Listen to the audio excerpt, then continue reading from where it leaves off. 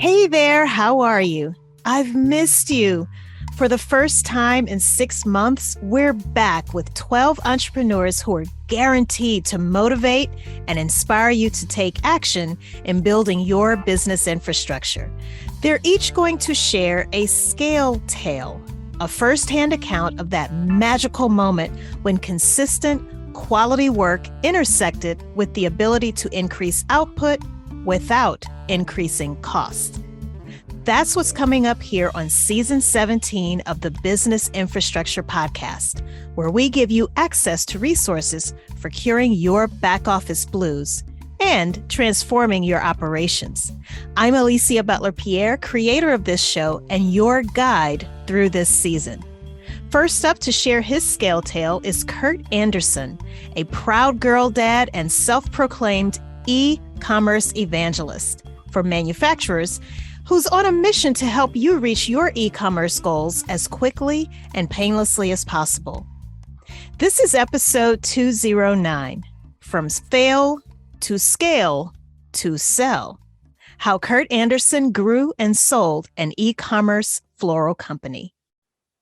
This episode is brought to you by Equilibria Incorporated, the company behind this podcast, where we design scale-ready business infrastructure for fast-growing small businesses.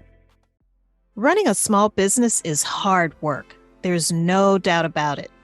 But the dynamics of running a family-owned business can be even more challenging. What would you do if no matter how hard you tried, you just can't seem to break through to sustainable profitability? And to make matters worse, your accountant describes you as a train wreck. Would you fold? Or would you rise to the occasion to prove everyone wrong? Here's Curt's story of the time he scaled a wholesale floral business. Curt Anderson here. I'm coming to you live from little tiny, beautiful, wonderful Lakewood, New York. It's a small lake community in upstate New York. My entrepreneurial journey started in 1990. So I'm an older dude. And I graduated from college in June of 1990 on a Friday. And on that following Monday, I took over a bankrupt, defunct family business. And so at that time, I had a very tight-knit, close family, and my father had a business, and unfortunately, he was ill, and the business became in deep financial trouble. And so 3 days after graduation, I took over that company. Although Curt had big plans after graduating, he soon found out that life had other plans. I went to Ohio State University and was going to go off and conquer the world and do all sorts of fun, exciting things, maybe Europe, maybe this, that, the other thing. I was very, very tight with my father, and he asked me for help. And so I decided to help him out with his business. And so I didn't take that class in college of how to recover a bankrupt family business. That class passed me by.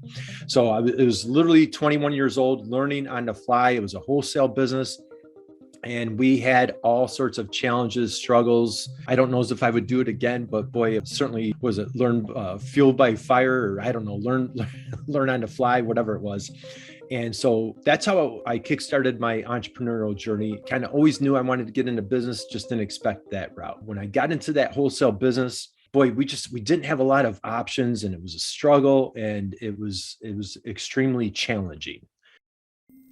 Challenging because, as Curt describes, more trouble was on the horizon. It was a wholesale floral business. We supplied like flower shops, grocery stores, craft stores, that type of thing. Wholesale at that time in the early 90s was just getting pinched in all directions. The supply chain was, all over the board, where importers and manufacturers were starting to sell direct to either retailers, wholesalers were starting to sell direct to consumers. In the early 90s, there was a lot of rolling up. So this is when big brick and mortar stores were really catapulting at that time. So a lot of the mom and pop businesses were really vanishing during the 90s. I had a location, small community, and then I'm near Buffalo. So I had a wholesale business in Buffalo, New York, and another one near where I'm at now. And so the thing is, it was very difficult, very challenging running two operations. At the time now I'm probably like in my mid 20s, we're starting to get a little bit of momentum. We're getting past some of those, severe financial challenges, But unfortunately, Alicia, I do have to say this. My accountant that I had at the time said that I was the biggest train wreck that she had ever met. So I don't know. So Curt can laugh about it now, but I'm sure being called a train wreck had to hurt. But lucky for him, his first lifeline was on the way from what at the time seemed an unlikely source. I take that with a badge of honor. Boy, if you're going to be good at something, you might as well be just great at it. I was great at being a train wreck. And so she shared with me, she goes, I was the biggest train wreck that she had ever encountered. So this is like 1995. And at the time, for those of us that were around, there was this thing that was really starting to pick up, and it was called the internet.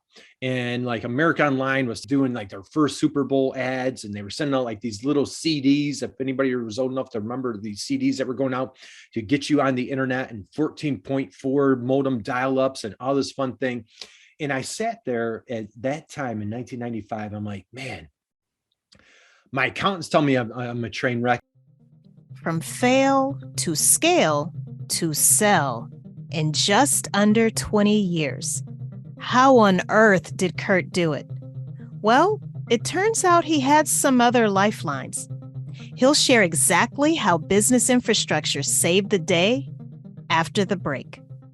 You started your business because you believed you could make a difference. But now you might have more demand than you can keep up with. And if you don't get your operations in order soon, you could lose everything you've worked so hard to build. The chaos is causing angry customers, bad reviews, failed audits, and more. The need for a unified team with processes they can follow and tools they can use without your presence is apparent. But where can you go for support? That's where the Smooth Operator Masterclass can help.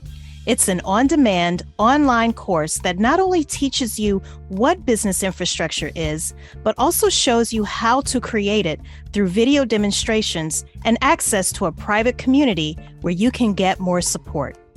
Build a foundation for operational success with a scale-ready framework that's tried, tested, and true. Sign up today at smoothoperator.courses. That's smoothoperator.courses. We're back, and before the break, Curt Anderson gave a short recount of how he scaled and sold his company. But how did he do it? Turns out business infrastructure, a system for linking people, processes, and tools to create a foundation for sustainable scale, was his next critical lifeline. I'm running out of options. I have tried everything to get this business to be successful. I'm going to try this whole e-commerce thing that people are talking about and this whole internet thing. Let's see if this would work. And so put the business online, and we converted it into an e-commerce business. And boy, it took a really long time, but finally this little company called Google came on the scene. And if you were on e-commerce, and if you survived the whole .com bust in 1999, 2000, and you jumped on Google, and then all of a sudden social media was starting to come around, Facebook in 2003, LinkedIn, and YouTube in 2006 or so, Twitter. And we finally eventually had a really nice run with our e-commerce. We converted it into an e-commerce company. There's a magazine called Internet Retailer. We were blessed and fortunate. We made the top 1,000 e-commerce companies 3 years in a row. Amazon was number one. I was way back in like 700-800, but we still made that list. And I was very fortunate beyond that. We scaled the business and ended up selling it. I ended up selling it. And so great experience, great opportunity. It was, and I'm still in e-commerce today. And so that was my run. And it took me about, a good 15, almost 20 years, so it was a big learning process to finally scale up and try to, the vision I had to finally get to that finish line, if you will. I'll share this. Even though I was a train wreck, I learned a ton. So, early entrepreneurs out there, boy, surround yourself with experts that can take you to the next level. And so that was one of the biggest credits. If I'll credit myself to anything, it was like building a phenomenal team. So I started in 1990. I finally built up the business. It was about 2010. Through the 2000s, we started getting traction, turned the company around, and had a really nice run. With the team in place, just when things were going well with his quote unquote nice run, Curt had an epiphany. When the words came out of my mouth, "This is how we've always done it," I went home that night, and this is the gospel's truth. I knew I was done. I had been there too long. The day that came out of my mouth, I knew I was out of fresh ideas, fresh energy. Maybe my calling was for a new challenge, whatever it was. The other second thing that I credit myself with is having the wherewithal, and it's extremely humbling because your business is your baby. And when you're raising your child, and all of a sudden your child just doesn't necessarily need you anymore. And it was extremely eye-opening and a powerful experience that not only had the business kind of outgrown me, I felt I finally had the epiphany. I've kind of overstayed my welcome. And so I took on a business partner who I hired her in 2000. And she hands down, and even to this day in my 30 plus career, she hands down was probably the best business decision that I ever made. And it was just magic. We built a wonderful company together. Eventually, his business partner became the buyer of his family-owned turned e-commerce business. I hired this person. I was hiring a person, and I had met her a few times, and I can tell you exactly where I was. I was with my wife, and the night before I said, I'm going to hire this person tomorrow. I wasn't hiring her to groom her or a successor or anything like that. It was October of 1999. The internet boom bubble was on the cusp. This was pre 9/11. So, business was in a better place in 1999. Then a lot of things happened in 2000, like Enron and all those things, 9/11. But, things were just tragic in the country after post 9/11. And this person that I hired, she was just an integral piece. She is a pit bull. She is a phenomenal, incredible, amazing, gifted entrepreneur, gifted businesswoman. We built up the company together. So prior to selling the company, the business was outgrowing me. We're in wholesale distributor, multiple channels that we were selling to, but it's distribution, it's logistics. And so it was just getting beyond my scope, beyond my ability. What we did is we moved the company to a third-party fulfillment center. When we moved the company to a third-party fulfillment center, that removed a huge part of my job, of my tasks. That was the whole operations and getting goods out the door. A lot of that fell on my plate. I know. It was just starting to get good, right? Well, there's more where that came from. To listen to the full interview, be sure to click the link in the description box below. Don't forget to subscribe to our channel and click that notification bell so that you'll know when our next episode drops. Until then, keep operating smoothly.